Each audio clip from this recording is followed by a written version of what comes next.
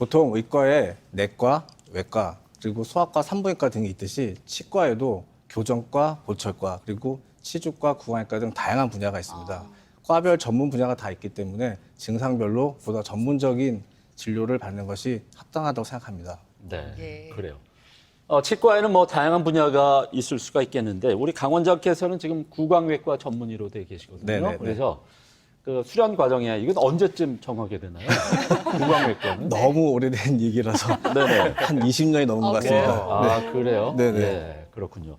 그럼 구강외과는 주로 네. 어떤 분야를 다루는지 좀 소개해 주세요. 네, 구강외과는 치과의 외과 파트로서 네. 구강 내 연조직에서부터 발생하는 다양한 분야를 전문적으로 치료하는 분야입니다. 보통 악골에서 생기는 구강암이라든지 혀 밑에 그런 구강암도 치료할 뿐만 아니라 기본적으로 사랑니 발치에서부터 주걱턱 같은 악교정 수술도 할 뿐만 아니라 구강저, 혀 등에 생기는 구강암까지 수술하는 전문 분야입니다. 아, 저 양심 고백 하나 하겠습니다. 저는 뭐예요? 사실 가장 가기 싫은 병원 중에 하나가 바로 치과예요, 치과. 너무 그럴 수 무서워가지고. 있죠. 네. 네.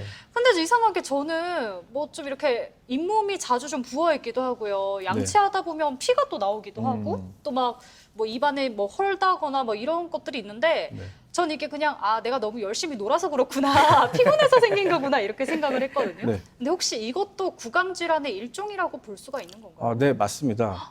보통 자가 면역 질환이라고 해서 면역력이 떨어지거나 환자분들의 구강 위생 상태가 좋지 않은 경우 따라서 바이러스에 의해서 강범위한 입안 질환이 보통 구강 내에 생기는 구강 궤양이라고 할 수 있는데 이 구강 궤양이라고 하는 것은 보통 재발도 잘 되고 네. 초기에 치료가 되지 않으면은 굉장히 통증을 많이 수반하기 때문에 환자분들이 초기에 구강 궤양을 치료하는 것이 굉장히 중요합니다. 네. 역시 그러니까 우리가 보통 때 피곤할 때 보면 입안이 헌다거나 뭐 물집도 생기고 이런 것들이 다 이제 구강 질환을 볼 수 있다는 그런 말씀인 것 같습니다. 그렇다면 오늘은 구체적으로 어떤 질환에 대해서 좀 알아볼까요? 네, 오늘은 뭐 딱히 어떤 질환에 대해서 알아본다기보다는 네. 환자분들이 치료를 시기를 늦춘다든지 때에 따라서는 환자분들이 치과 공포로 인해서 치과 방문을 꺼려한다든지 이런저런 원인들로 인해서 치과 방문을 꺼려하는 경우가 많은데 사실 많은 분들이 치과는 꼭 아파야만 간다는 그런 선입견을 갖고 있습니다. 하지만 아파서 간다는 경우라면 굉장히 많이 늦은 경우가 많기 때문에 네. 초기에 치료받는 것이 중요함을 강조하기 위한 여러 가지 사례들을 보면서 설명드리고자 합니다.